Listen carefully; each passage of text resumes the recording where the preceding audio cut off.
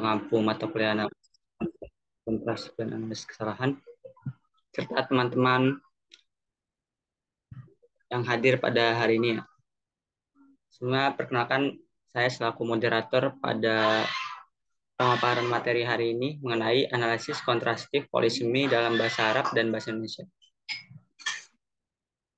Boleh next.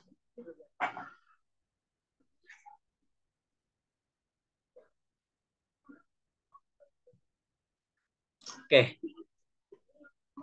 Oke, ini ada anggota kelompok ya. Ada Fiska Rahma, terus ada Hanan Kamila, Kohana Nabila, Rara Adayarum, dan saya sendiri Fatur Ramadan. Boleh next.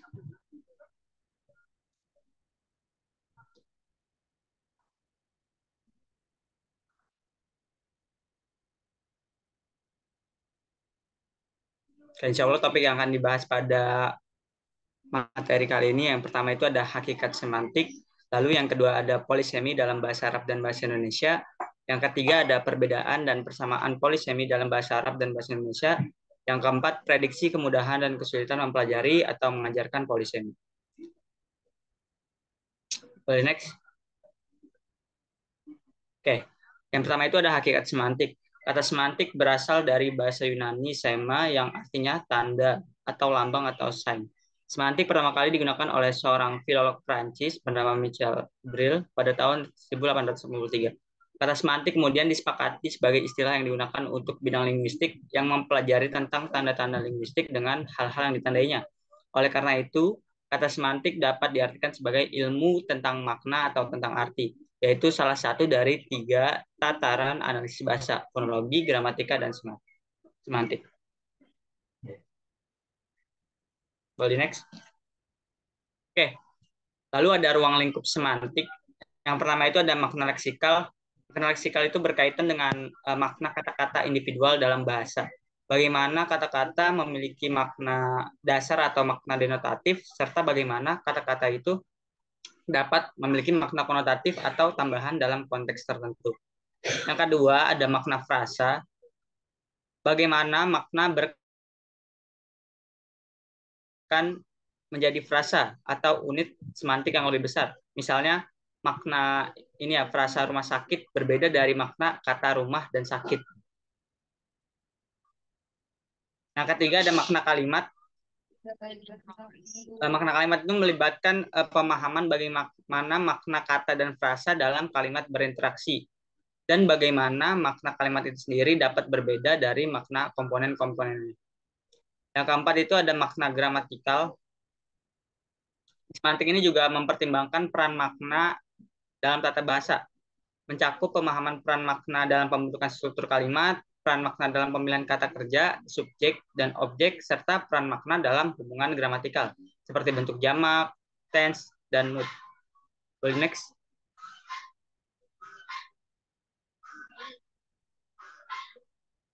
Oke, yang kelima ada makna konotatif, yaitu makna tambahan atau balik-balik. Yang kelima itu ada makna konotatif, yaitu makna tambahan atau asosiasi yang dapat terkait dengan kata, frasa, atau kalimat dalam konteks budaya, sejarah, atau sosial tertentu. Boleh balik. Oke. Yang keenam ada pragmatik ya. Hubungan antara semantik dan pragmatik juga merupakan aspek penting ya dalam ruang lingkup semantik. Pragmatik berkaitan dengan cara makna bahasa digunakan dalam konteks komunikasi nyata, termasuk implikatur, maksim kerjasama, dan tindakan berbicara. Yang ketujuh ada semiotika. Semiotika ini bidang yang lebih luas ya dalam mencakup studi tentang tanda dan simbol dalam komunikasi. Semiotik juga sering terkait dengan semantik, terutama dalam konteks analisis makna simbolik. Dan yang terakhir ada kajian tekstual yang mencakup analisis makna dalam teks yang lebih besar, seperti bagaimana makna dipertimbangkan dalam narasi, diskursus, atau konteks teks tertentu. Boleh next.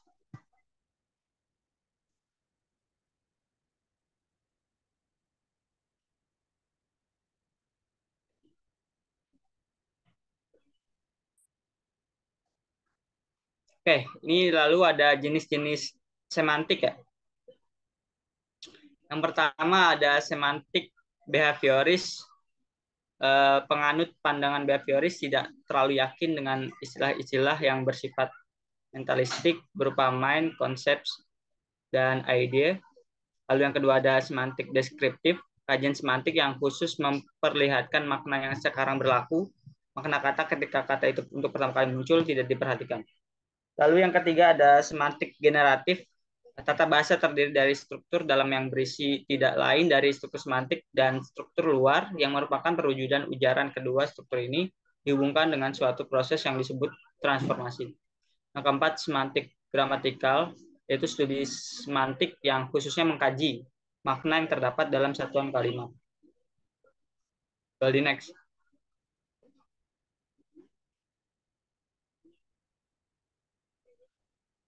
Lalu ada semantik leksikal, kajian semantik yang lebih memuaskan pada pembahasan sistem makna yang terdapat dalam kata.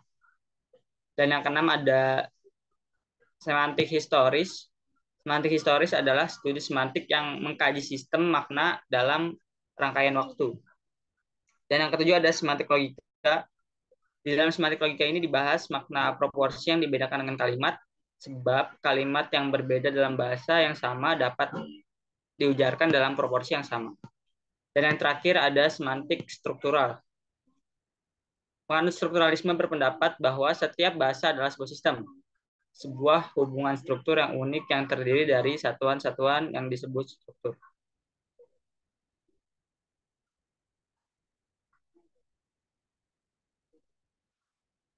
Selanjutnya akan dilanjutkan oleh Wahana.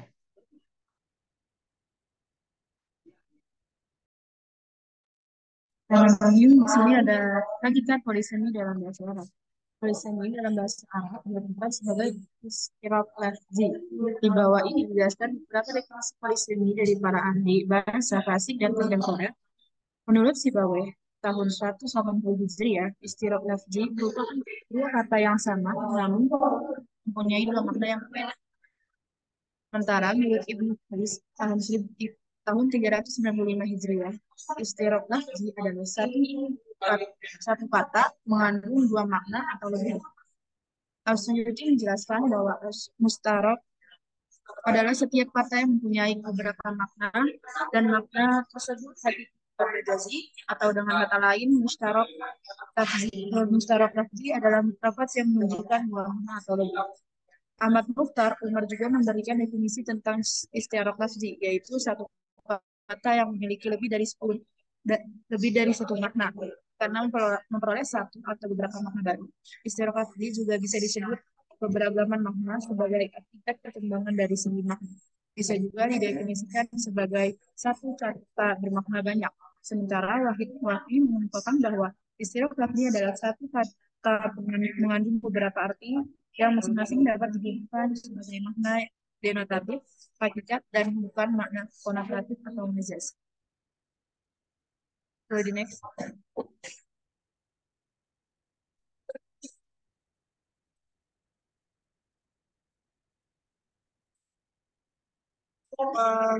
Polisemi memiliki beberapa karakteristik dalam penggunaan kata. Yaitu di sini menurut Taufikur Rahman tahun 2008, satu kata memiliki bidang makna yang luas. Dua, dasar konstruksi morfologis dari kata yang berpolisemi adalah sama, bersumber dari satu kata yang sama. Tiga, biasanya makna-makna yang lahir dari kata yang berpolisemi memiliki kedekatan dan keterkaitan atau satu sama lain identik. Boleh di next.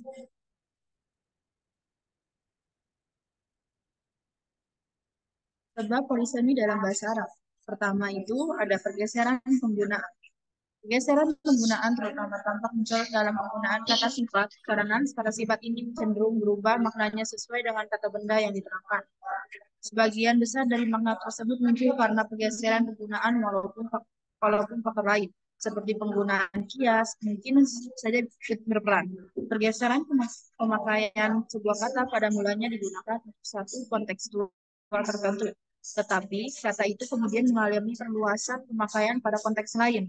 Misalnya, pada kata an yang awalnya berarti tentang mengalami pergeseran pemakaian jadi mempunyai makna lain yaitu dari dan kepada. Ready next.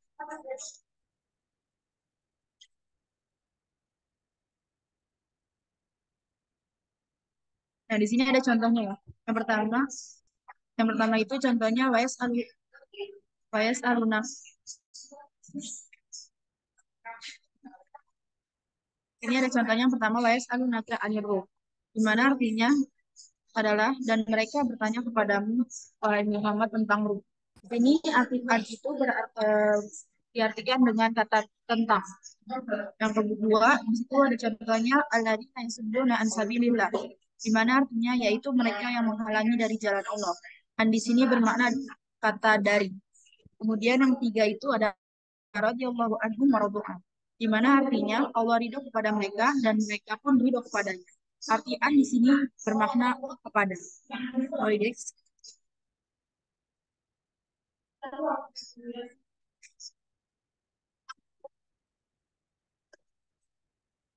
kedua, ada spesialisasi dalam lingkungan sosial.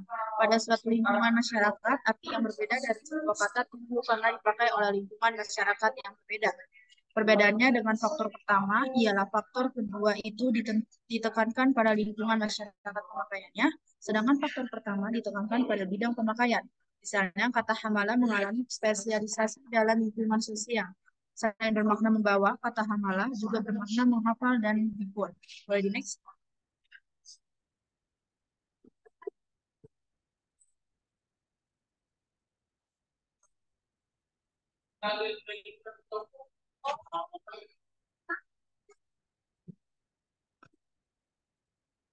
Boleh di next?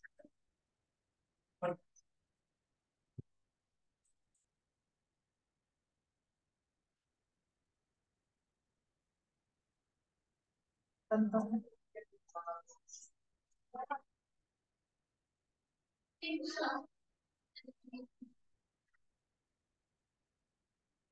Nah, di sini ada contohnya, bisa kita lihat sama-sama. Hamalah Hasan kata bahu ilal madrasah. Artinya Hasan membawa bukunya ke sekolah. Kata hamalah di sini artinya membawa. Kemudian di contoh kedua, hamalah Muhammad Quran Karim. Artinya Muhammad menghafal Al-Quran. Di mana arti hamalah di sini artinya menghafal. Contoh ketiga, wala tuhammilna ma la kata Nabi. Artinya kami tidak akan memunculkan beban kepada seseorang hamba kalau dia dapat memikul. Di sini hamal hamilna di sini artinya memikul. Poin ini.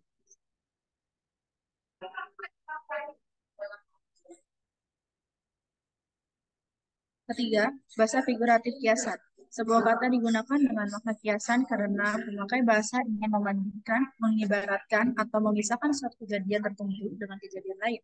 Misalnya kata yadun berarti tangan dan kekuasaan. Yadun juga memiliki makna figuratif yaitu dermawan. Contohnya bisa kita lihat di sini ya. Udu yadu transaksi ya artinya ulurkan tanganmu kepada saudaramu. Jadi ulurkan di tanganmu di sini bermakna dermawan, memberi kepada yang lain. Very next.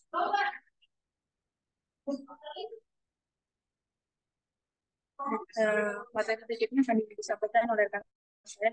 Mari kita Ya, syukuran Kak Hana atas kesempatannya.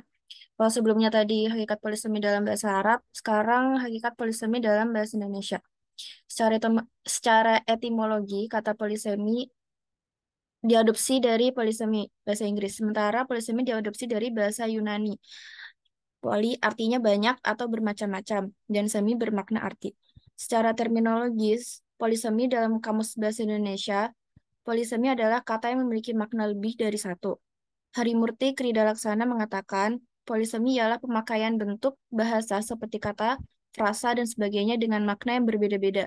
Misal kata sumber bermakna sumur, asal, dan tempat suatu yang banyak. Jadi polisemi itu fenomena linguistik di mana satu kata atau frasa memiliki beberapa makna yang berbeda-beda dalam bahasa yang sama.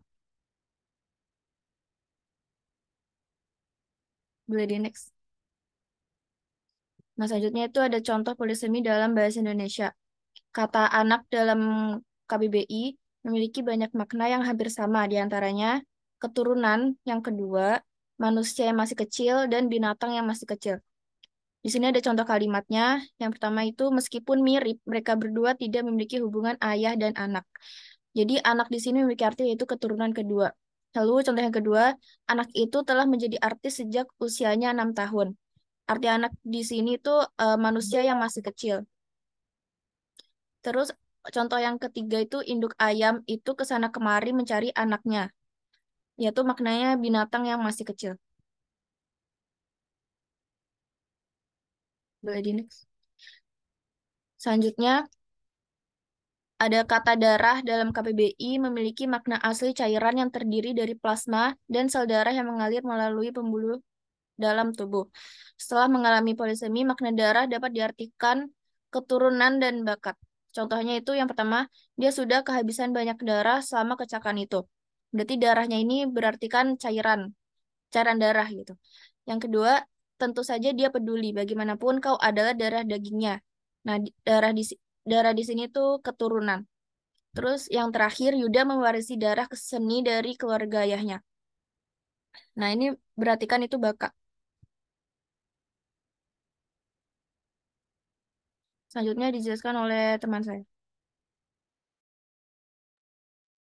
Selanjutnya ada perbedaan dan persamaan polisemi dalam bahasa Arab dan bahasa Indonesia.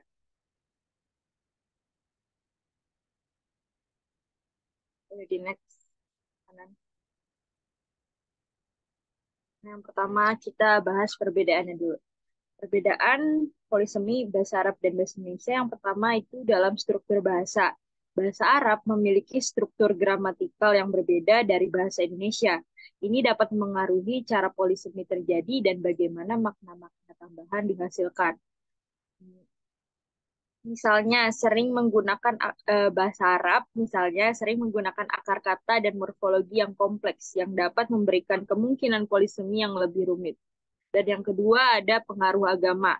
Bahasa Arab memiliki pengaruh agama Islam yang sangat kuat, yang sering menciptakan polisemi dalam konteks keagamaan. Bahasa Indonesia juga memiliki pengaruh Islam, tetapi mungkin dalam skala yang lebih terbatas dalam hal polisemi yang terkait dengan agama.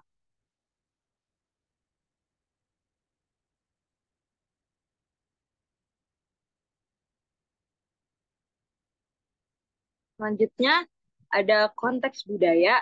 Dalam bahasa Indonesia memiliki pengaruh budaya yang berbeda dibandingkan dengan bahasa Arab. Ini dapat menciptakan polisemi yang berkaitan dengan budaya, sejarah, dan nilai-nilai. Dan selanjutnya juga ada kosakata teknis. Polisemi dalam bahasa Arab seringkali ditemukan dalam istilah-istilah teknis yang digunakan dalam bidang ilmiah dan agama Islam. Bahasa Indonesia juga memiliki polisemi dalam kosakata teknis, tetapi istilah-istilah ini mungkin berbeda. Ya,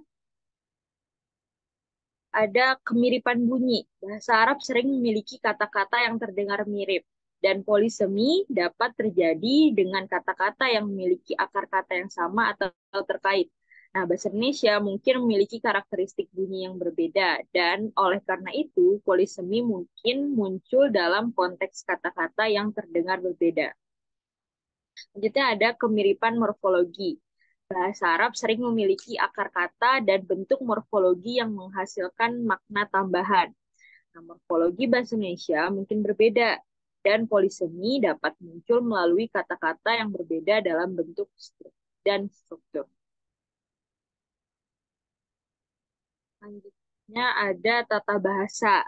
Perbedaan dalam tata bahasa termasuk struktur kalimat dan penggunaan kata ganti juga dapat mempengaruhi bagaimana polisemi terjadi dalam kedua bahasa. Selanjutnya kita masuk ke persamaan. Pertama, bahasa Arab dan bahasa Indonesia memiliki kata-kata yang merujuk pada konsep universal yang mungkin memiliki makna polisemi yang serupa. Contohnya, kata kunci dalam kedua bahasa tersebut dapat merujuk pada alat untuk membuka pintu atau informasi rahasia. Yang kedua ada polisemi leksikal dasar. Kedua bahasa memiliki kata-kata dasar dengan makna polisemi. Sebagai contoh, kata mata dalam bahasa Arab itu ainun, dan bahasa Indonesia dapat merujuk pada organ penglihatan dan juga memiliki makna tambahan seperti dalam mata air atau mata kancing.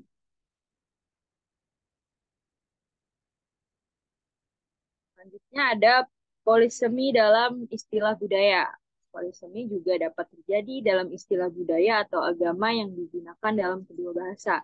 Misalnya dalam kedua bahasa, kata-kata seperti kitab atau iman dapat memiliki makna polisemi dalam konteks agama atau budaya. Dan ada makna dalam kalimat. Polisemi dapat ditemukan dalam kalimat, di mana kata yang sama digunakan dalam konteks yang berbeda dan membawa makna yang berbeda. Contoh ini mencakup kata-kata seperti matahari yang dalam beberapa konteks merujuk pada matahari sebagai objek astronomi, sementara dalam konteks lain dapat merujuk kepada kepala seseorang.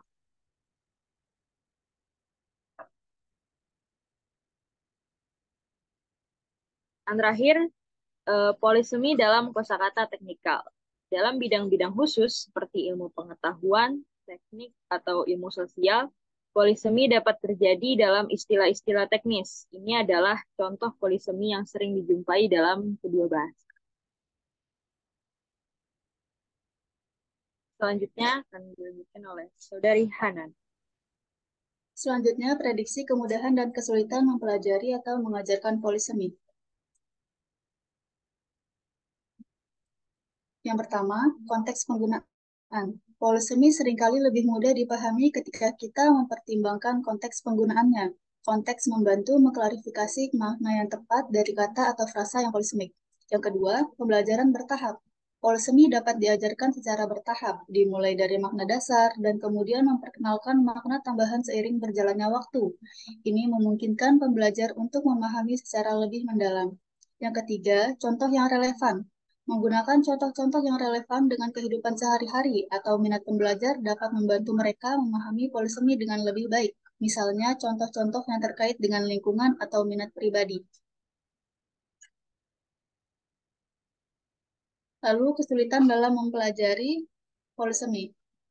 Yang pertama ada makna konotatif. Polisemi seringkali terkait dengan makna konotatif atau makna yang bersifat kultural. Ini bisa sangat sulit dipahami oleh pembelajar yang tidak akrab dengan budaya atau konteks tertentu. Yang kedua, polisemi dalam bahasa asing. Mempelajari polisemi dalam bahasa asing dapat menjadi lebih sulit karena perbedaan budaya dan pengalaman. Polisemi dalam bahasa target mungkin sangat berbeda dari bahasa ibu pembelajar. Dan yang ketiga, perubahan makna dalam konteks. Polisemi seringkali melibatkan perubahan makna dalam konteks yang berbeda. Ini dapat membingungkan pembelajar dan memerlukan pemahaman mendalam tentang situasi atau konteks penggunaan.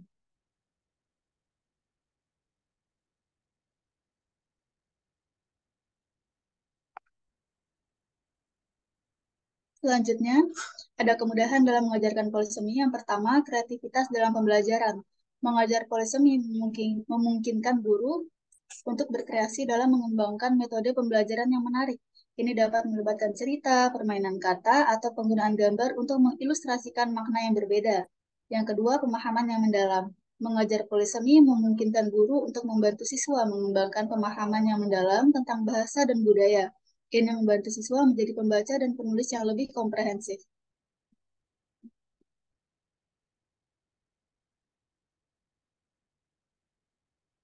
Selanjutnya, kesulitan dalam mengajarkan polisemi. Yang pertama, kebutuhan untuk konteks. Mengajar polisemi sering memerlukan pemahaman yang kuat tentang konteks budaya atau situasi penggunaan. Guru perlu berusaha menjelaskan makna dalam konteks yang bermakna. Yang kedua, membingungkan. Polisemi bisa membingungkan jika tidak diajarkan dengan baik. Ini memerlukan guru yang terampil dalam memberikan penjelasan yang jelas dan contoh yang relevan. Dan yang terakhir, kompleksitas bahasa. Polisemi dapat meningkatkan kompleksitas bahasa yang diajarkan. Ini mungkin menjadi terlalu sulit bagi pembelajar yang masih dalam tahap awal pembelajaran bahasa. Selanjutnya saya serahkan ke moderator. Oke, demikianlah pemaparan materi mengenai analisis komparatif semantik polisemi dalam bahasa Arab dan bahasa Indonesia. Mungkin kita berlanjut ke sesi yang berikutnya, yaitu sesi tanya jawab. Bagi teman-teman yang ingin bertanya, silakan untuk resen dan mengajukan pertanyaannya ya.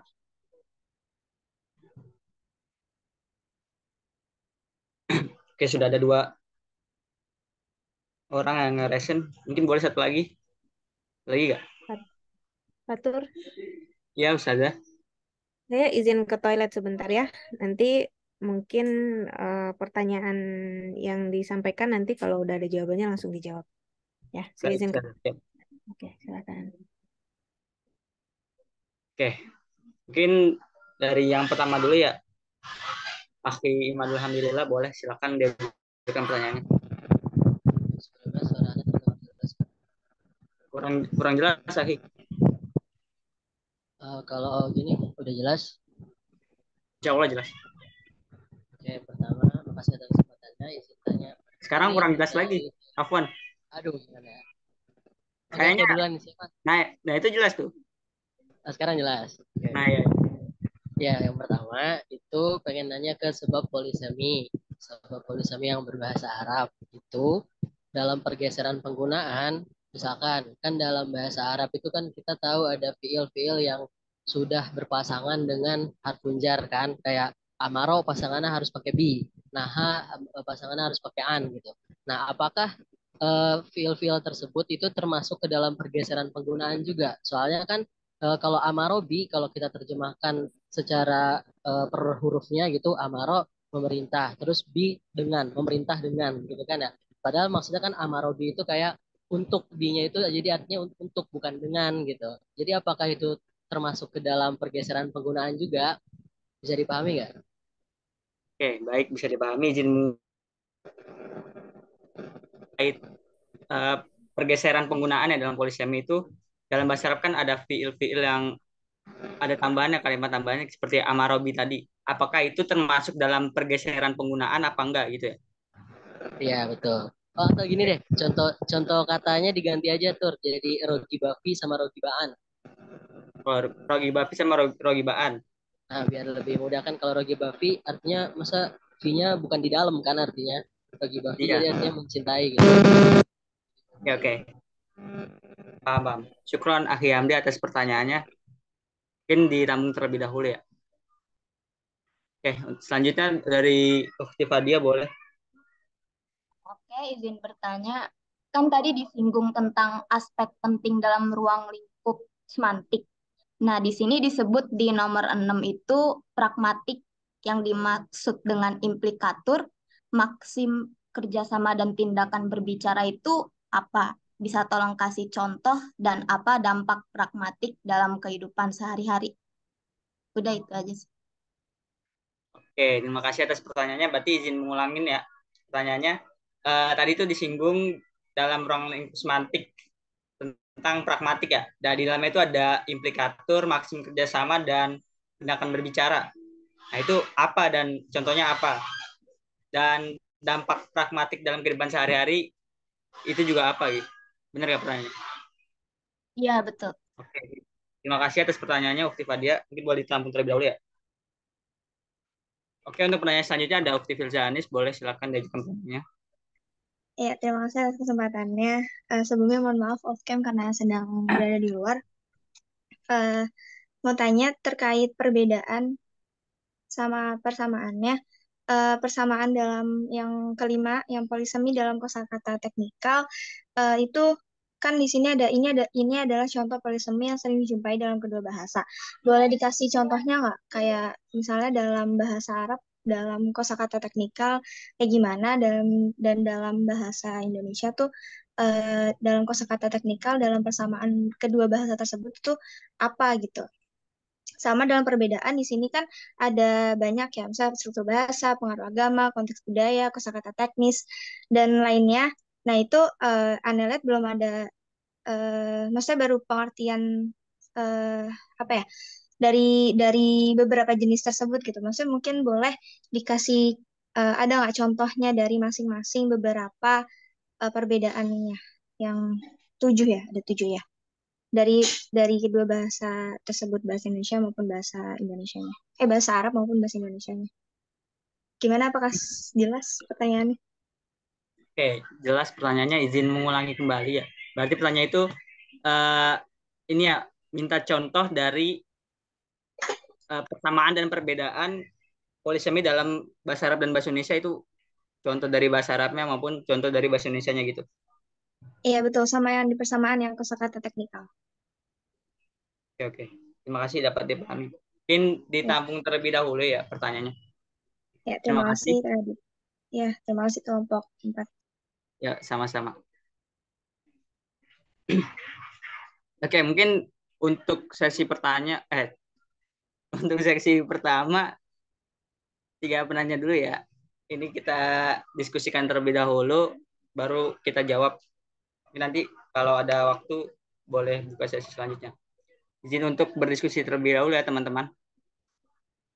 Boleh gak?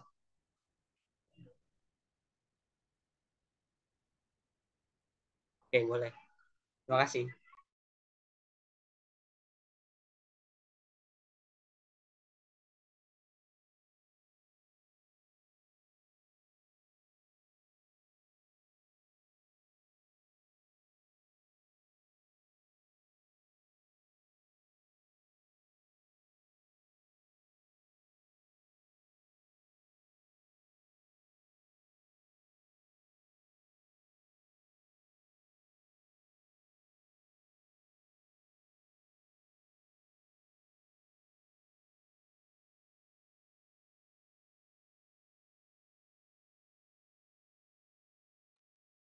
Fatur, ada yang resen, Filza?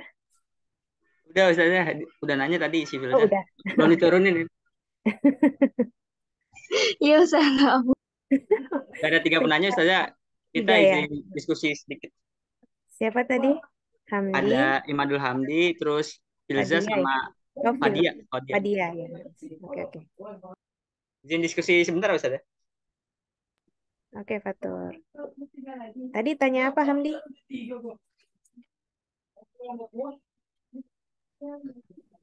Ini Anda yang jawab apa Fatur ya, Fatur?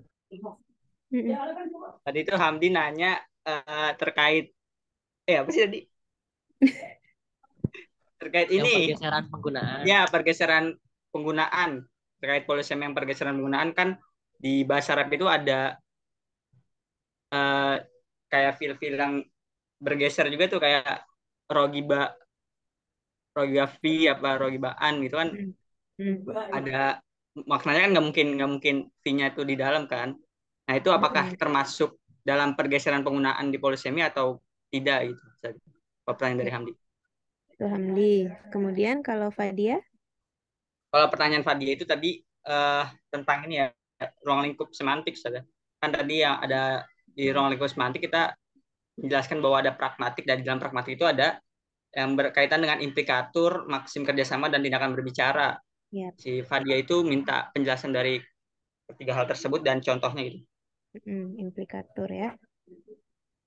Kemudian Filza? Pertanyaan dari Filza itu, Filza tadi minta contoh ini kan, tadi di perbedaan dan persamaan kan banyak tuh dijelaskan ya tentang perbedaan dan persamaan polisemi bahasa Arab dan bahasa Indonesia. Dia itu tadi kurang jelas di PPT-nya, kayak belum ada contohnya, jadi minta contoh yang lebih konkret gitu dari setiap persamaan dan perbedaan itu dalam bahasa Arab dan bahasa Indonesianya. Oke. Silakan didiskusikan dulu oleh Fatur dan teman-teman.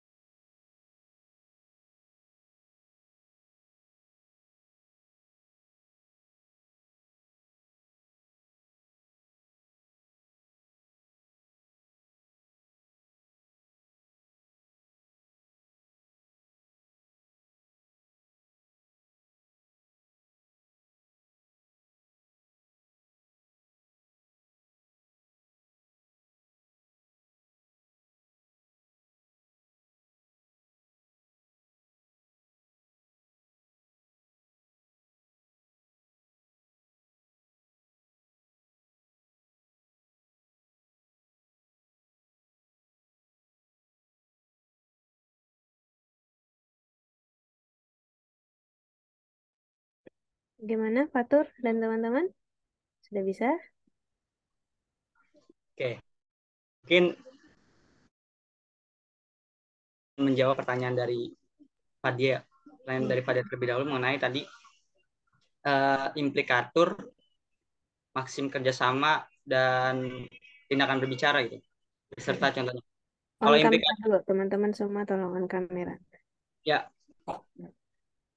izin menjelaskan ya. Kalau implikatur itu adalah makna tidak langsung atau makna tersirat yang ditimbulkan oleh sebuah ucapan gitu. Misalnya ya, ketika seseorang ini nih, apa ya, saya lapar gitu. Mungkin dia nggak pengen mengatakan kalau dia lapar, tapi bisa juga kalau dia pengen seseorang ngasih dia makan gitu. Kayak saya lapar, pengen orang ngasih makan, bukan pengen dia ngomong lapar gitu. Itu makna tidak langsung atau makna tersirat ya, kalau implikatur.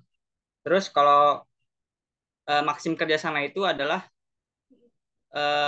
prinsip-prinsip yang mengatur cara orang berkomunikasi satu sama lain. Misalnya ya, maksim itu menyatakan bahwa kita harus memberikan informasi yang cukup kepada lawan bicara kita. Terus kita juga harus ngasih informasi yang benar gitu. Oh ini, kalau maksim kerjasama itu ada maksim kuantitas, menyatakan bahwa kita harus ngasih informasi yang cukup kepada lawan bicara kita. Terus ada maksim kualitas, menyatakan bahwa kita harus ngasih informasi yang benar nih. Dan maksim relevansi, menyatakan bahwa kita harus memberikan informasi yang relevan dengan topik pembicaraan yang kita bawa. Dan maksim cara, menyatakan bahwa kita harus berbicara dengan jelas dan tidak ambigu. Itu kalau maksim kerjasama. Kalau tindakan berbicara adalah tindakan yang dilakukan seseorang ketika dia berbicara. Misalnya kayak tadi, ketika seseorang mengatakan saya lapar, dia mungkin melakukan tindakan berbicara untuk minta makan gitu. Jadi ya nggak sekedar ngomong saya lapar gitu.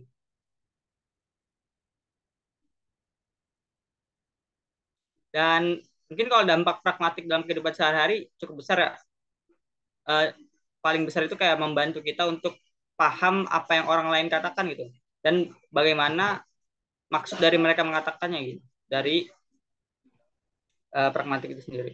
Gimana Ukti Fadia tentang implikatur, maksim kerjasama, dan tindakan berbicara, apakah sudah jelas jawabannya? Sudah. Terima kasih buat Fatur. Oke, sama-sama. Oke, tadi pertanyaan dari Fadia. Fadia ya, ruang lingkup semantik. Teman-teman udah ambil sosiolinguistik kan? Mata kuliah sosiolinguistik. Nah, kalau nggak salah tuh saya sempat, tapi saya lupa ya pernah disinggung apa enggak nih tentang implikatur. Tapi kalau tindak tuturnya mungkin pernah ya. Tadi kan pertanyaannya 3 ya. Implikatur, maksim kerjasama, dengan apa tadi Tur? Tindakan berbicara. Tindakan berbicara itu maksudnya tadi tindak tutur. Nah, mungkin yang pernah teman-teman pelajari itu yang tindak tuturnya di sosiolinguistik, af'alul kalamiah. Ya, ingat kan af'alul kalamiah. Jadi saat misalnya saya bilang gelas saya kosong gitu. Tiba-tiba Fatur ngeh, oh maksudnya Ustazah Putih minta diambilin air nih ya gitu. Itu tindak tutur. Tapi sementara kalau implikatur itu apa namanya? Ada kemiripan yaitu memiliki makna tersirat. Makna tersirat misalnya kayak tadi Fatur bilang ke Hamdi, saya lapar nih gitu. Nah, artinya di situ ada usaha dari Fatur untuk menyampaikan ke Hamdi kalau dia sedang lapar. Nah, mungkin ada konteks lain yang tersirat yang ingin disampaikan. Mohon maaf, misalnya Fatur lagi minta ditraktir, misalnya gitu. Atau apa gitu, minta tolong dibelikan makan atau apa gitu. Jadi ada makna tersirat. Nah, selain itu misalnya contohnya gini, si A mengendarai motor misalnya ya, terus dia kecelakaan di jalan misal. Terus habis itu misalnya Satmiko tanya ke si A itu gitu, gimana kondisinya? Aman, aman gitu. Kondisi motornya gimana? Oh iya, rodanya copot misalnya gitu, rodanya copot. Nah, dengan si A itu mengatakan kalau rodanya lepas dari motornya, Artinya di situ ada komponen lain yang baik-baik saja. Berarti gasnya aman, giginya aman, joknya aman, semuanya aman kecuali roda. Nah, gitu. Jadi ada hal lain yang kita bisa pahami tanpa dia harus menjelaskan semuanya, kita bisa paham hanya bagian itu yang rusak. Nah, atau misalnya contohnya gini. Misalnya saya tanya ke Farah, Farah gimana? Ujian ujian bahasa Arabnya susah nggak gitu? Terus Farah menjawab, eh, nggak susah, tapi saya dapat B gitu. Nah, artinya soalnya menurut Farah nggak susah, tapi ternyata ada hal-hal yang tidak Farah pelajari sehingga dia sampai mendapatkan B. Padahal sebenarnya itu soal itu gampang sekali, tapi karena Farah nggak belajar, akhirnya dia nggak tahu dia harus jawab apa.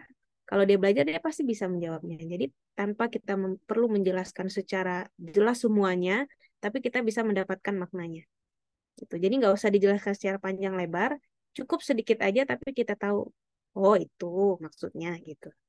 Jadi implikator percakapan itu seperti itu. Nah, mungkin sering terjadi di komunikasi kalian sehari-hari tanpa perlu menjelaskan panjang kali lebar, tapi dengan sedikit saja kita sudah memahami, oh ini maknanya ini gitu. Nah, implikator percakapan itu seperti itu. Jadi bagaimana percakapan itu berimplikasi gitu. Ya. Itu implikator. Kalau tindak tutur kan yang tadi ya, yang tentang af'alul kalamiah bagaimana ucapan kita bisa membuat orang lain bertindak untuk kita. Kayak tadi, gelas saya kosong. Tiba-tiba Fatur bergerak untuk mengambilkan gelas. Sebenarnya saya lagi nyuruh Fatur, tapi nggak pakai kata perintah gitu. Saya nyuruh Fatur, tapi hanya dengan kalimat apa namanya? Kalimat apa sih itu? Jadi lupa saya, deklaratif. Ya, hanya kalimat yang ya ngomong aja biasa gitu. Tapi sebenarnya di dalamnya ada perintah gitu. Kalau implikatur, bagaimana kita berkomunikasi, tapi ada makna tersirat di dalamnya gitu. Kemudian terakhir ada apa tadi, ada maksim. Maksim itu terbagi 4. Kuantitas, kualitas, kuantitas, kualitas, cara. Satu lagi apa tadi, Tur? Kuantitas, kualitas, cara. Ada 4 itu kalau nggak salah. Apa tadi, Tur, yang kamu sebutkan, Tur? Ini saja apa dia? Oke, ada 4 lah ya. Kuantitas, Relevansi. kualitas, relevansi. Ya, relevan, harus relevan. Kalau maksim kuantitas, itu kita harus memberikan informasi yang sejelas-jelasnya. Jadi kalau misalnya saya bertanya ke Duina, Duina, kamu mau pulang jam 12? Misalnya saya tanya gitu. Duina, kamu mau pulang jam 12? Maksudnya dari kampus ke rumah ya. Duina, kamu mau pulang ke rumah jam 12 gitu. Artinya saya hanya mengharapkan jawaban iya atau tidak. Tapi Duina menjawab, di luar panas. Gitu. Nah, artinya mungkin saya bisa memahami kalau Duina nggak pulang kalau di luar panas. Tapi itu menimbulkan pertanyaan baru. Jadi kalau di luar panas, kamu mau pulang apa enggak? Gitu. Nah, jadi kalau maksim kuantitas itu kita hanya mengharapkan satu jawaban saja, yes or no. Gitu. Nah, seringkali kan kita menjawabnya dengan cara berbeda ya. Tapi terkadang kenapa kita menjawab berbeda? Ada hal yang ingin ditutupi, misalnya gitu. Jadi kita mengalihkan jawaban. Itu misalnya kalau maksim kualitas, nah itu kualitas jawabannya. Misalnya saya bertanya ke Heti, adik kamu kuliah di mana? Gitu. Artinya saya ingin mengetahui kampus atau ingin mengetahui kualitas jawaban dari Heti. Nah, Heti, adik kamu kuliah di mana? Terus berarti saya hanya mengharapkan jawaban, oh adik saya kuliah di UNJ gitu. Nah, tapi Heti menjelaskannya dengan cukup panjang gitu. Nah, itu tidak diharapkan dalam komunikasi. Jadi intinya kalau maksim kerjasama, itu kita harus menjawab berdasarkan apa yang ditanya. Saat jawaban kita tidak sesuai dengan apa yang ditanya, itu tidak terjadi kerjasama gitu. Tidak terjadi kerjasama dalam hal komunikasi. Jadi makanya disebut sebagai pelanggaran maksim. Nah, tapi bukan berarti pelanggaran maksim itu adalah hal yang tidak boleh, bukan. Maksudnya maksim ini dilanggar. Pertama, mungkin ada yang tidak ingin diinformasikan oleh si lawan bicaranya. Dia nggak mau ditanya itu. Makanya dia jawabnya kemana-mana gitu. Atau yang kedua, dia ingin menyampaikan dengan si implikator percakapan tadi gitu. Maksudnya saya tidak perlu jawab yes or no, Tapi saya cukup kasih argumennya saja. Misalnya kayak tadi ya, kamu mau Duina, kamu mau pulang apa enggak? Oh, di luar panas gitu. Nah, jadi artinya enggak, saya nggak mau pulang karena di luar panas. Saya takut nanti apa skincare saya meleleh atau apa gitu ya. Nah, itu jadi ada informasi lain yang ingin disampaikan. Tapi dikatakan melanggar maksim, kenapa? Karena ini bisa membuat komunikasi menjadi tidak lancar gitu. Nah, makanya ini kajiannya kajian pragmatik, kajiannya komunikasi. Kalau dalam teks kajiannya bukan yang ini, nggak ada nih kajian hal yang seperti ini. Jadi kalau mau mengkaji tindak tutur, ya memang kajiannya di film misalnya gitu, yang sifatnya tuh kehidupan nyata gitu. Walaupun sebenarnya saat membaca teks juga bisa dikaji, implikator percakapan juga bisa. Tapi panjang sekali itu. Harus dijelaskan, kita harus tahu nih alasannya kenapa si tokoh ini berbicara seperti ini dan lain sebagainya gitu. Ya. Jadi punya gambaran mudah-mudahan ya, bedanya semantik dan pragmatik. Nah, kalau yang tadi saya jelaskan tuh pragmatik karena terjadi di lingkungan nyata, di kehidupan nyata, di apa namanya pembicaraan beneran gitu, bukan di dalam teks. Kalau polisemi yang jelaskan kelompok ini ya mungkin banyaknya di dalam teks. Itu karena kaitannya dengan makna. Itu ya tambahan dari saya, Fatur. Terima kasih. Baik, terima kasih juga Ustaz atas tambahan jawabannya. Mungkin pertanyaan selanjutnya teman-teman dari kelompok 4, apakah sudah bisa dijawab?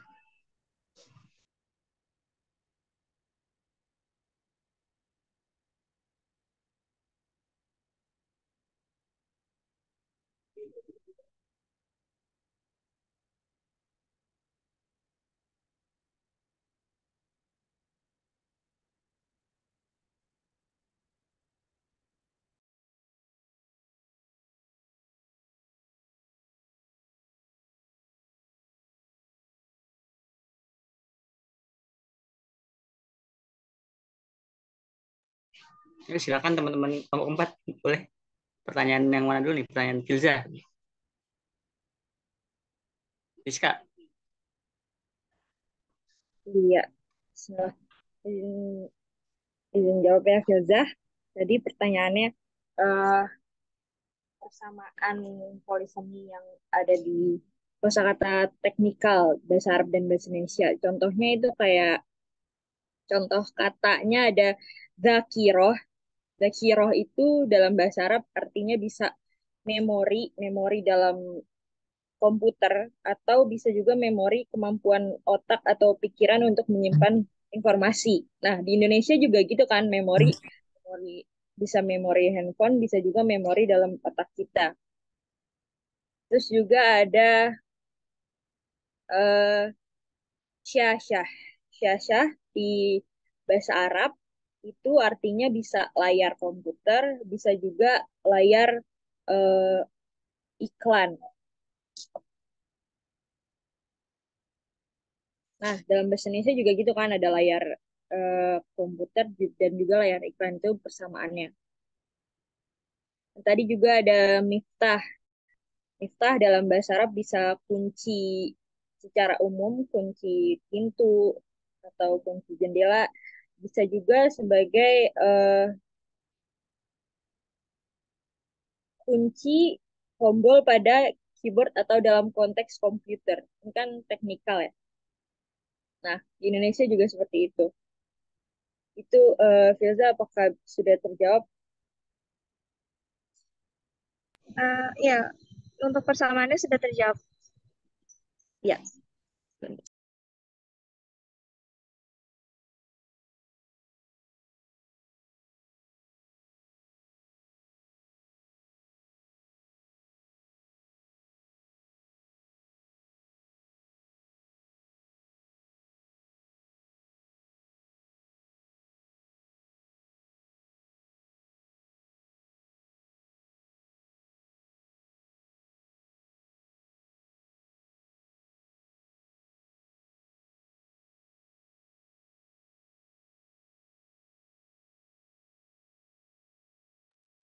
Baik, untuk pertanyaan Hamdi tadi yang bertanya tentang di bahasa Arab itu kan ada fiil-fiil yang nambah katanya kayak rogi bafi yang artinya suka, dan rogibaan itu artinya membenci ya kalau nggak salah ya.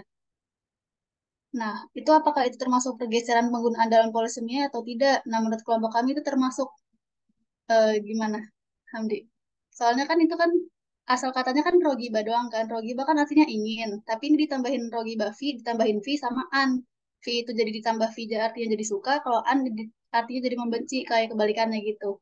Jadi termasuk pergeseran penggunaan dalam polisemi. Apakah dapat dipahami, Hamdi? Ya, dapat dipahami. Terima kasih. Oke, saya luruskan sedikit ya. Jadi kalau rogi bafi, rogi baan itu kajiannya berbeda, ya, kajiannya berbeda.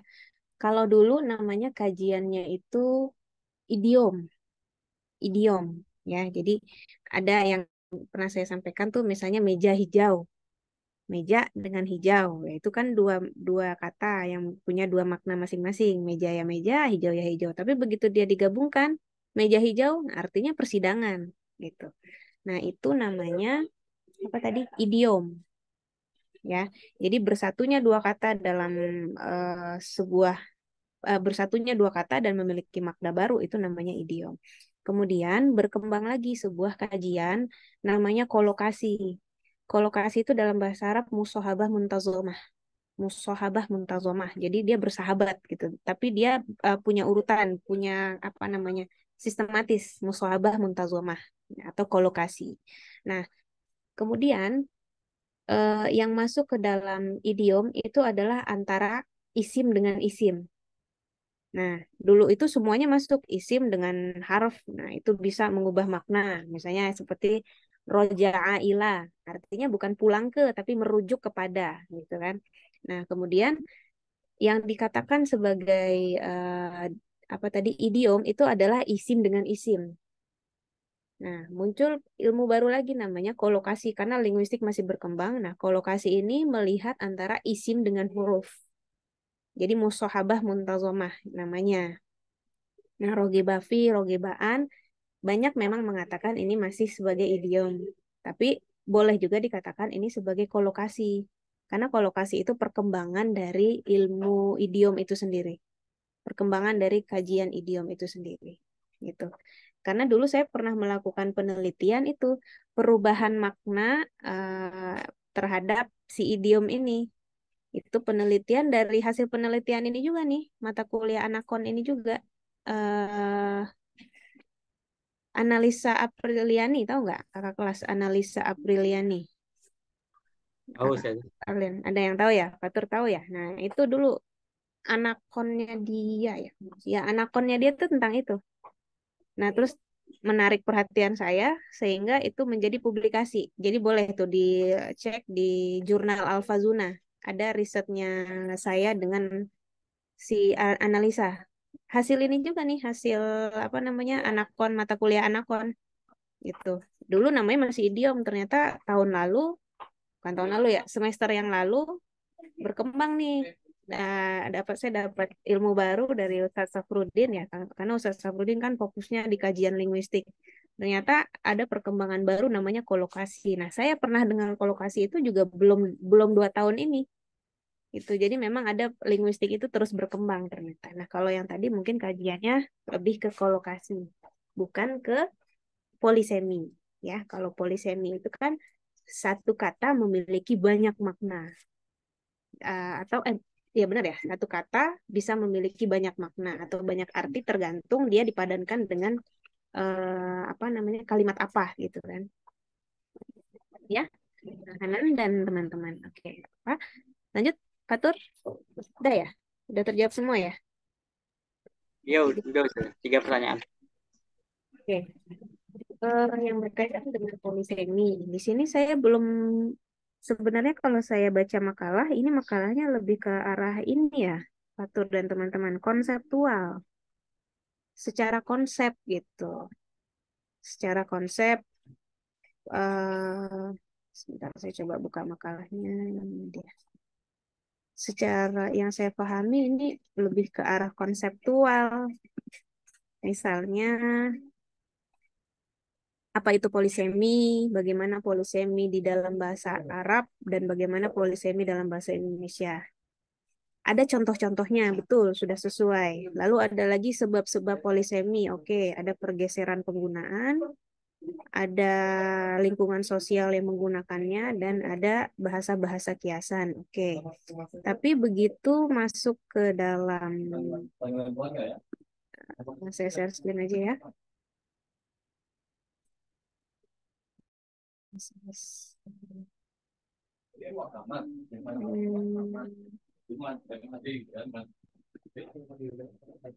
Ini ya. Oke. Tapi begitu masuk ke dalam apa namanya? Si akornya sendiri yang saat dikontrastifkan. Nah, ini kan polisemi dalam bahasa Indonesia. Polisemi anak. Anak itu berarti keturunan manusia yang masih kecil, binatang yang masih kecil. Oke. Darah, ibu, buah, kunci, batu, bulan, buku, dan lain sebagainya. Ya. Nah, ini persamaan. Nah, saya tidak melihat bagian mana nih yang menyamakannya gitu. Gitu Tur dan teman-teman. Bagian mana gitu. Misalnya mau disandingkan. Meskipun mirip, mereka berdua tidak memiliki hubungan ayah dan anak. Kalau misalnya diterjemahkan ke dalam bahasa Arab, apakah juga menggunakan kata anak atau ibnun? Gitu. Jadi itunya yang dibandingkan. Anak itu telah menjadi artis sejak usia 6 tahun. Nah, apakah dalam bahasa Arab sama seperti ini? Merujuk, apakah rujukannya juga manusia yang masih kecil? Gitu. Atau kata darah, darah seni. Di kita tuh ada darah daging, keturunan. Nah, dalam bahasa Arab darah daging juga apa enggak nih? Dam walham gitu. Apakah itu merujuk kepada keturunan?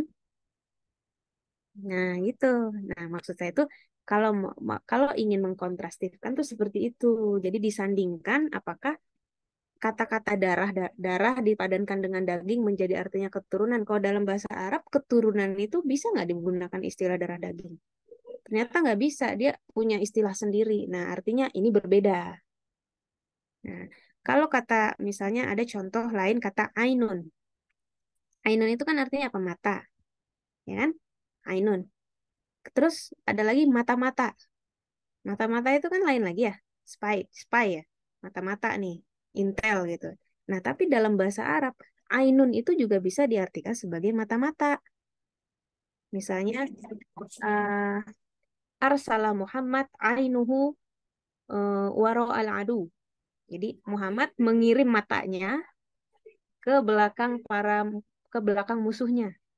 Nah, arsala Muhammad ainuhu. Oh, ternyata mata-mata juga digunakan. Kata mata juga digunakan untuk mata-mata. Nah, ini ada persamaan nih antara bahasa Arab dengan bahasa Indonesia. Atau contoh lain misalnya kita ada mata air. Ya kan, mata air. Nah, dalam bahasa Arab, apakah mata air juga digunakan pakai kata mata? Ternyata ada istilah misalnya syarobna minal ain. Kita meminum dari air. Nah, gitu. Ternyata oh minal ain ini bimana bi'run. Kita minum dari sumber mata air ternyata. Ada kesamaan antara mata air dalam bahasa Indonesia dengan mata air dalam konteks bahasa Arab. Kata ainun ternyata juga bisa diartikan sebagai bi'run. Gitu. Nah, ini belum dipadankan nih oleh kelompok ini. Gitu. Jadi saya belum melihat adanya kontrastifnya belum terlihat di sini. Jadi teman-teman hanya menjelaskan ini Arab, ini Indonesia, selesai. Gitu. Nah, ini bagusnya dipadankan. Kata ibu misalnya. Ibu Ani selalu memberikan PR di setiap akhir pelajarannya. Berarti mungkin ini antara ibunya si Ani atau Ustazah Ani gitu kan ya. Bu guru namanya Bu Ani gitu. Nah, kalau diterjemahkan dalam bahasa Arab, apakah Ummul Ani atau Ustazah Ani? Gitu. Jadi, nah, sama ya, ibu jari. Coba dicari di dalam bahasa Arab. Ibu jari itu boleh nggak menggunakan kata ibu dan jari atau harus ibhamu saja? Ya kan, al-ibhamu ya, jempol tuh. Itu. Kata buah juga. Gitu. Jadi, mungkin kelompok ini nanti perlu melakukan revisi ya, revisi untuk melihat benar-benar ada kontras nih, gitu. Kontras antara polisemi dalam bahasa Arab dengan bahasa Indonesia. Nah, untuk lebih gampangnya, untuk memudahkan teman-teman untuk apa namanya melakukan kontrastif, mengkontraskan, bisa ambil misalnya kosakata yang berkaitan dengan misalnya hewan. Ya, apakah asad hanya bermakna singa? Ya kan? Ada kan yaktubul asad ala mimbar gitu. Singa itu sedang berkhutbah di atas mimbar. Tapi asad di sini bermakna orang yang paling berani gitu. Atau kepala sukunya. Oh, ternyata kata singa ini memiliki makna yang berbeda. Kalau di Indonesia gimana gitu. Jadi untuk mengkontrastifkan polisemi, ambil konteks yang mirip. Dan yang paling banyak itu anggota tubuh. Anggota tubuh, contoh tadi ainun. Ya kan? Contoh tadi ainun. Ada lagi sinun. Sinun apa sinun? Sinun apa? Sinun. Ada yang tahu sinun nggak? Gigi Ustazah. Gigi. Tapi pernah nggak kalian ditanya, kam sinuka? Ayo, Nggak pernah. ini yang off cam menyimak kan ya?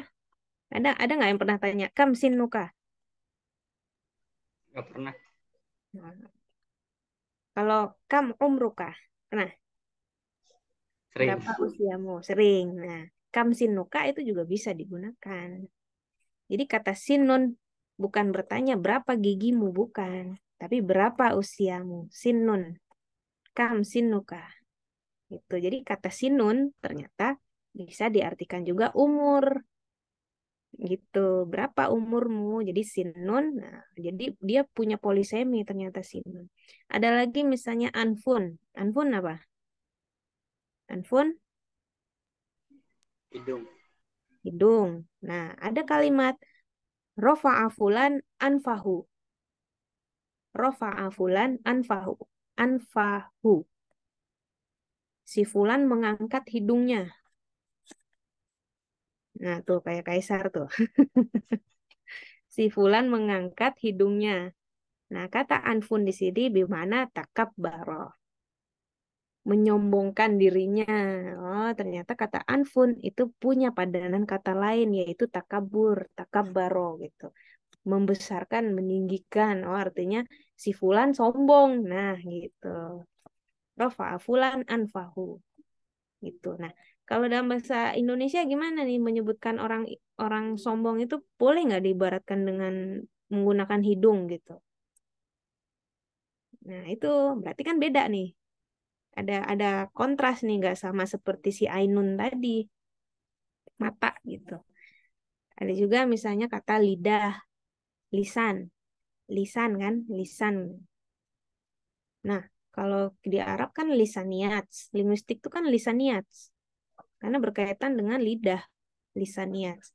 Ada yang mengatakan gini, misalnya Ustadz Ahmad Muradi, huwa lisanuna. Ustadz Ahmad Muradi bukan lidah kita artinya, tapi adalah juru bicaranya kita, huwa mutahaddis. Nah, kata lisan itu bisa dikatakan sebagai mutahaddis. Nah, dalam bahasa Indonesia ada nggak sih padanannya? Apakah sepadan? Nah, itu kalian kontrastifkan itu. Jadi makanya cari cari sebuah konteks. Nah, paling banyak tuh anggota tubuh. Kata roksun, kepala, itu banyak sekali. Ya kan? Misalnya Syahrul Muharram huwa roksusanah, roksusanah hijriyah. Kepalanya tahun hijriyah. Tapi ada yang memaknai sebagai tahun barunya hijriyah ya Muharram. Jadi roksusanah itu dikatakan sebagai sanah jadidah. Roksusanah. Nah, kalau kita bagaimana kita mengungkapkan kata kepala? Kepala itu bisa digunakan sebagai orang yang mengetuai sesuatu. Roksun, ya kan? Kepala kantor, kepala cabang, kepala apa gitu kan? Nah, dalam bahasa Arab kan juga ja'a roksul kaum misalnya. Nah, kepalanya kaum datang, oh berarti roisul kaum gitu. Jadi Ustadz Syarif huwa Roksun fi kismi tarbiyatul lughah al arabiyah gitu. Jadi ternyata ada persamaan antara ainun, roksun. Nah, dalam beberapa konteksnya tuh sama gitu. Dulu saya juga pernah dengar ini Ustadz Murodin yang menyampaikan sakotoro si fi Bukit Tinggi. Sakoto apa? Jatuh kan? Sakotoro si fi Bukit Tinggi. Dan maskotoro si fi Bukit Tinggi. Jadi tempat jatuhnya kepalaku gitu. Jadi sakotoro si itu artinya bukan kepalaku jatuh, tapi ulit tuh fi Bukit Tinggi. Gitu.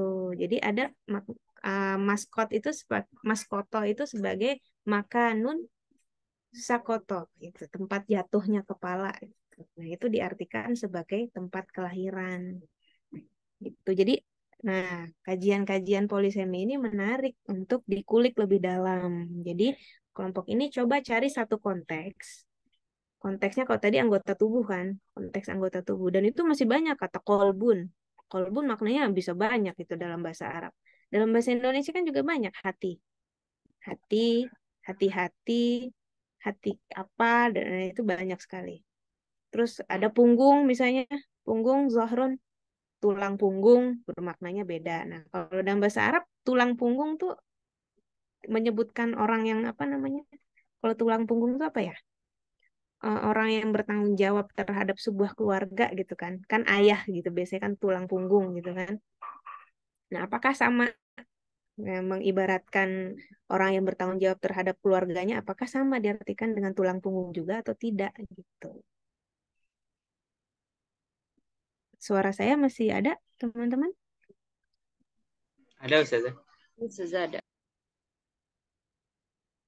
Halo? Ada Ustazah.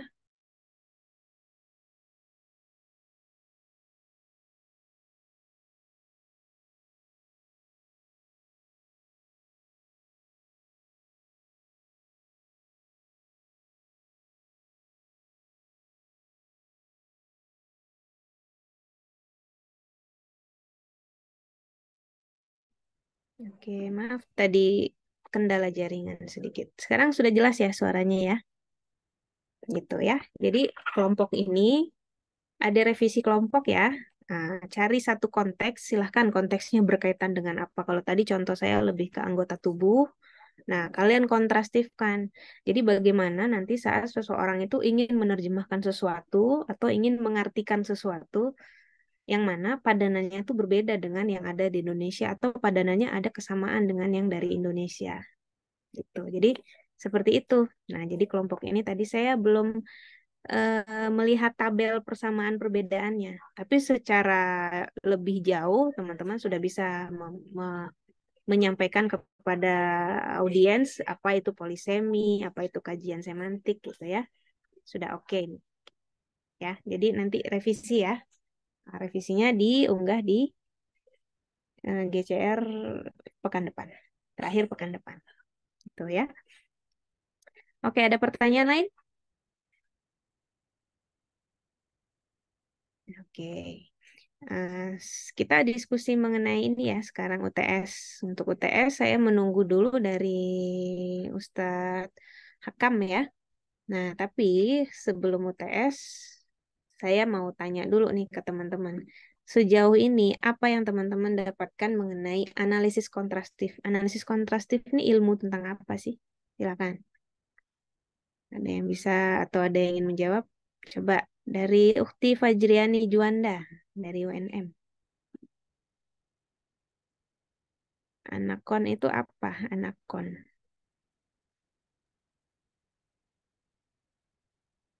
Ini kita diskusi ya. Mungkin saya akan panggil nama-nama kalian gitu. Untuk menghadapi UTS nanti. Ya, Uti Fajriani, tafadhali.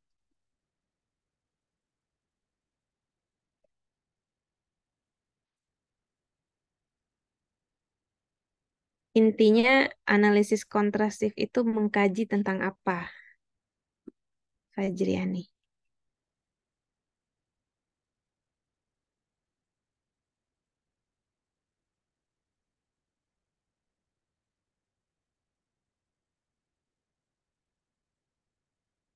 Atau silakan yang lain.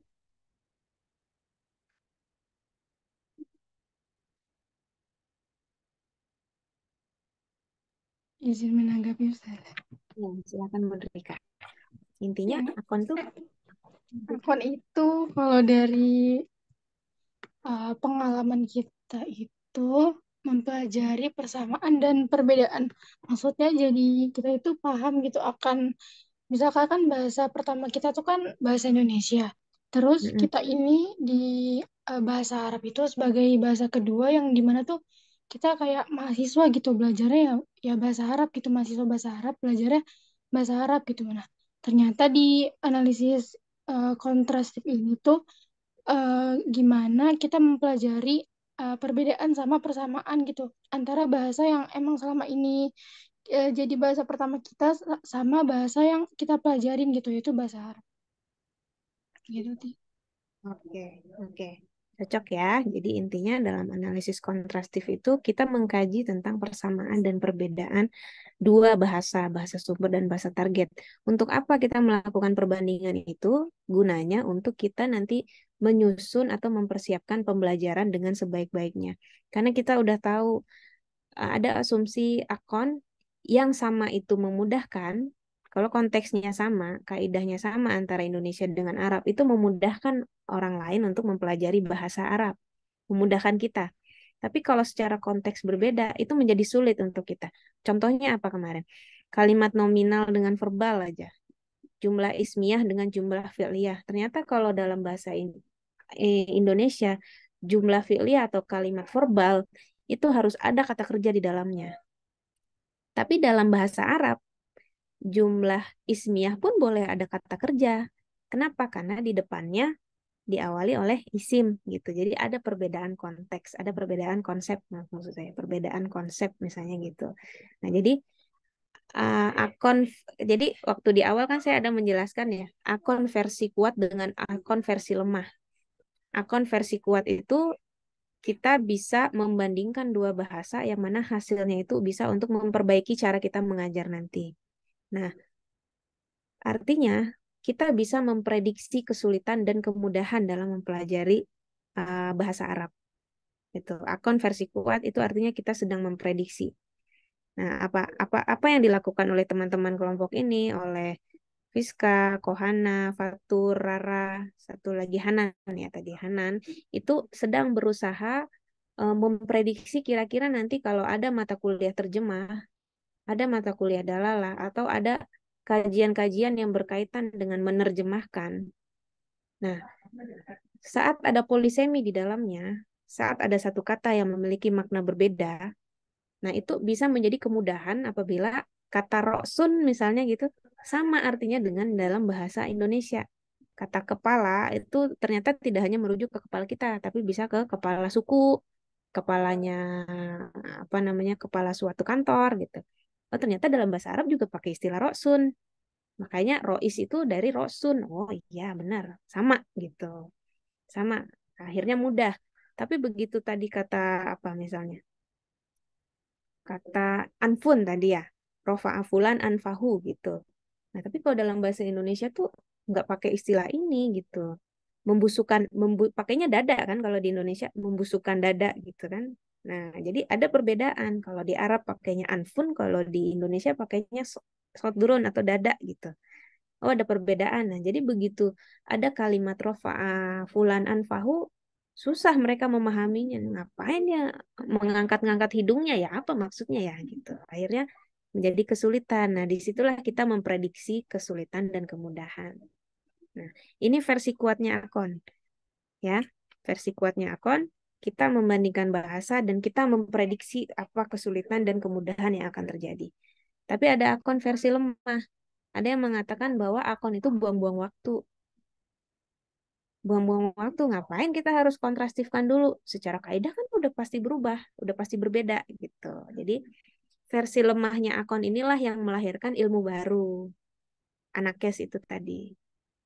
Gitu. Jadi ada akun versi kuat, ada akun versi lemah.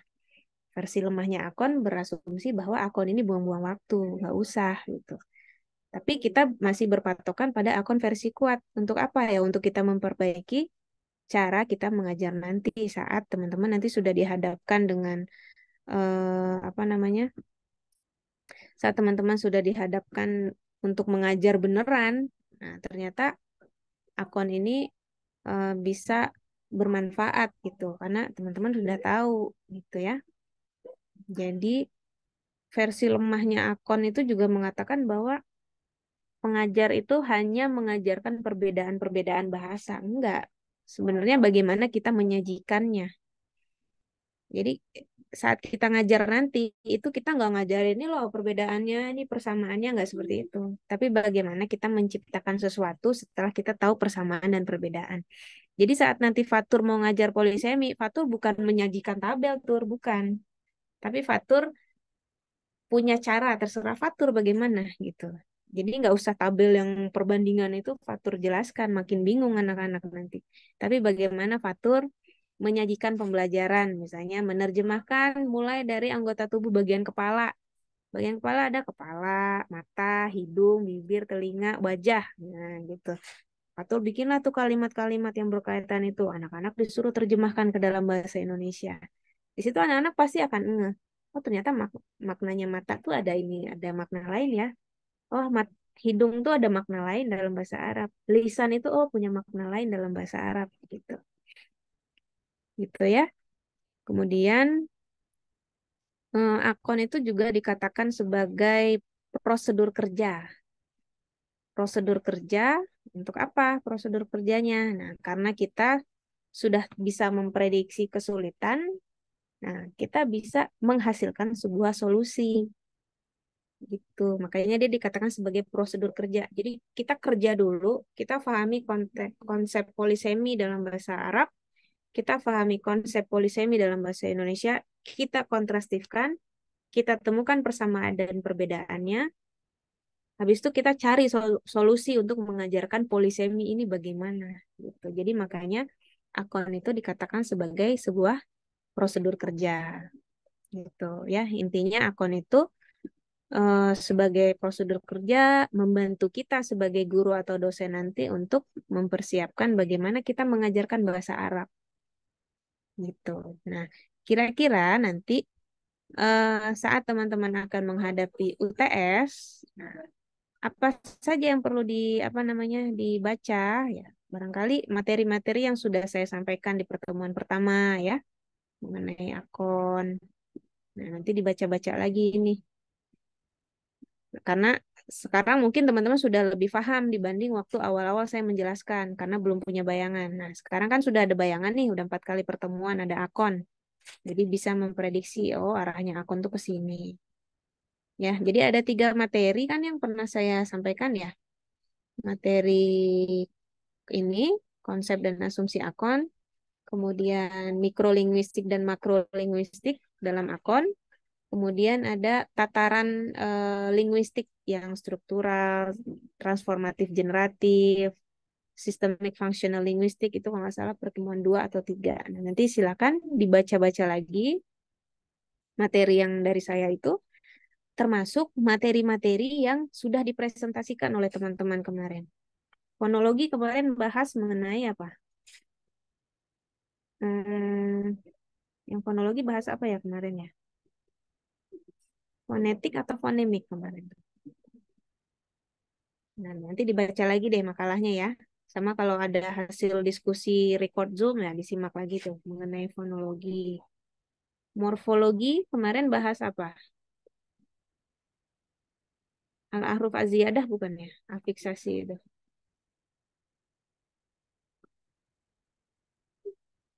Juga saya ya. Kalau sintaksis,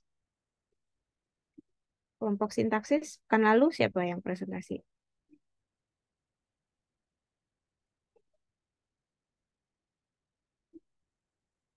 Kelompok lalu siapa yang presentasi, teman-teman? Saya Ustaz. Iya, tentang apa pekan lalu? Kalimat verbal dan kalimat nominal. Oh iya, kalimat verbal dan nominal ya, jumlah ismiyah, jumlah fi'liyah. Dan sekarang yang polisemi. Nah, itu bisa disimak lagi pembahasannya, materi-materinya, kontrastifnya, hasil diskusinya apa gitu ya untuk mempersiapkan UTS nanti.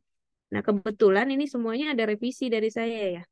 Fonologi ada yang perlu diperbaiki, morfologi juga, sintaksis ada, semantik juga. Itu silakan didiskusikan kembali. Nah, diperbaiki makalahnya, nanti dikirim ke Google Classroom untuk revisi makalahnya. Begitu. Ada pertanyaan sampai sini? Saya izin bertanya. Iya, parah. Ini sih saya tadi nyoba buka di GCR-nya yang link apa namanya ebook dari Ustazah tapi nggak bisa dibuka. Ebook. Atau ya ebook yang Hmm. analisis kontrastif itu ada beberapa kalau nggak salah. Oh, jangan-jangan udah saya delete ya dari ini. Bentar, saya coba dulu ya. Iya, Ustazah. Di materi yang apa? Judulnya apa saya yang kirim tuh?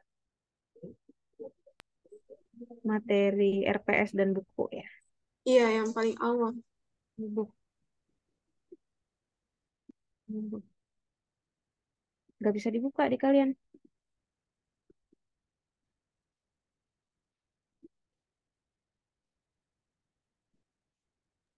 Oke, Bentuknya itu nanti zip saya gitu, Ustazah. zip ya. Kalau di zip bisa diunduh nggak? Oh iya nggak bisa.